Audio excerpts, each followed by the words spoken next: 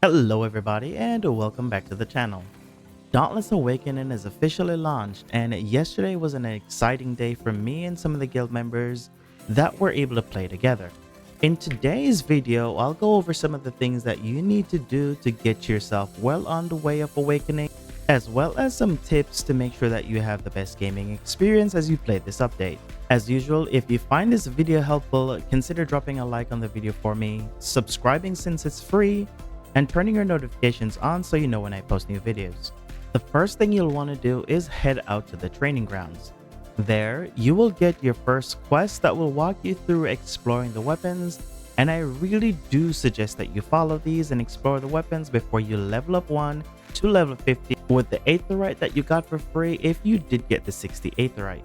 Once you've done exploring the weapons and have made a choice on the one that you want to play, you will head back to Ramsgate to start your mainline quest. You will get a lot of quests that walks you through the progression of the game, and I also suggest that you follow the quest line before going off and doing anything else on your own. The quest line will help you unlock the new weapons as well as armor crafting and weapon infusion. Weapon infusion is a new mechanic in the game in which you can have a Will's Boreman infuse your weapon with aetherite, thus increasing their levels. Wills can also infuse your weapon with talents that can increase your weapon's passive and special abilities. You can unlock one weapon talent slot at level 10 first, and then level 15, 20, and so on. Weapon talents require weapon essences that you can craft from behemoth parts that you already own. When crafting weapon essences, it is very important that you pay attention to the part that you're using and the quantity that you have for those parts. It is totally possible to use all of the parts that you have. In this example, all 7,000 parts to craft 110 essences that you'll probably not need right now, and that will leave you with none of that specific part that you may need to craft your armor pieces.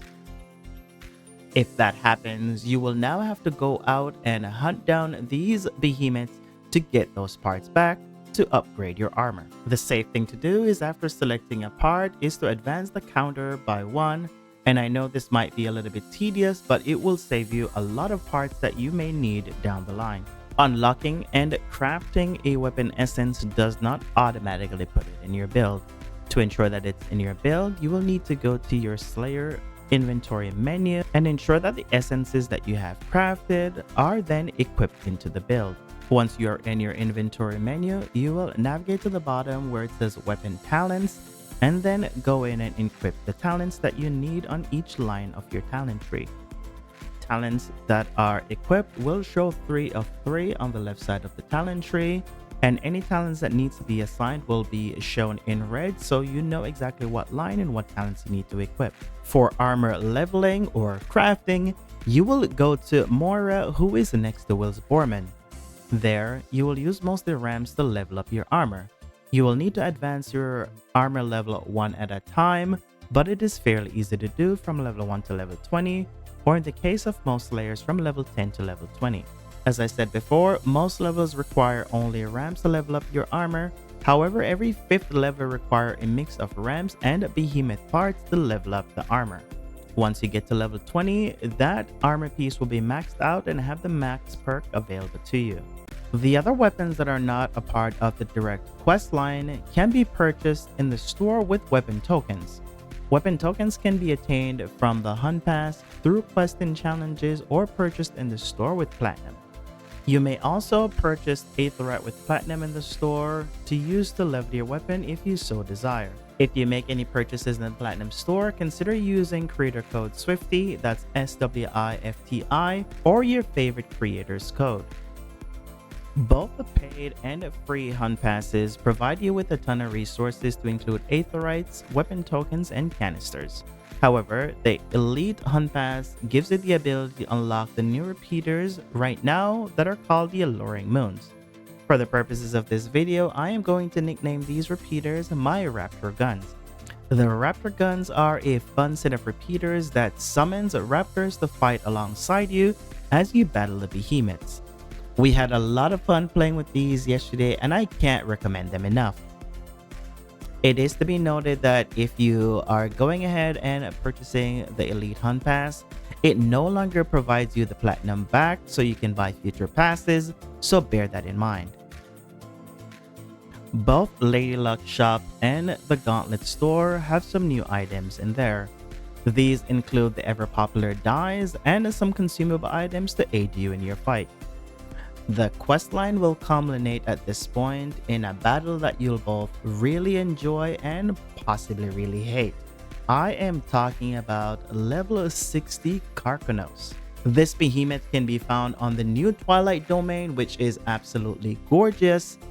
After slaying some behemoths and waiting the mandatory 10 minutes for an event to spawn. It is not the guaranteed event, as you can get the Bloodshot event here, but this event spawns fairly often. Karkanos, or as the veteran players know it as Crudge, is an absolute menace. It has a lot of AoE attacks and some that are almost undodgeable at this point, as we don't fully understand its movesets, and they are guaranteed to kill you.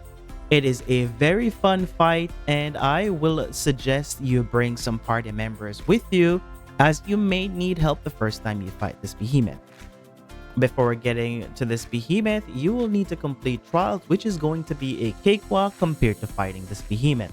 At the time of making this video, parts currently don't break on Karkanos, so you may struggle a little bit to keep it down, but there is enough stagger and interrupt opportunity to help you to at least get a little bit of free damage in. If you successfully get past level 60 Karkanos, the questline will then walk you through completing Dauntless Trials and Heroic Escalation. Final quest will take a while to complete, as you will need to slay all the Heroic Escalation bosses to complete that quest. But before you get to all of that, you're going to need a build, and the builds as we know it has changed. Luckily, there are some tools that will help us make good builds. One is the Discord bot that I spoke about earlier this week, and Dauntless Builder has finally been updated as well. For those that might not be really great with Dauntless Builder, I went ahead and made some builds in my Discord. You can find them in the channel marked Starter Builds, and they will be a good baseline for you to get you started. Dauntless Builder 2.1 is still undergoing some updates, but the Build Finder section is ready for us to use.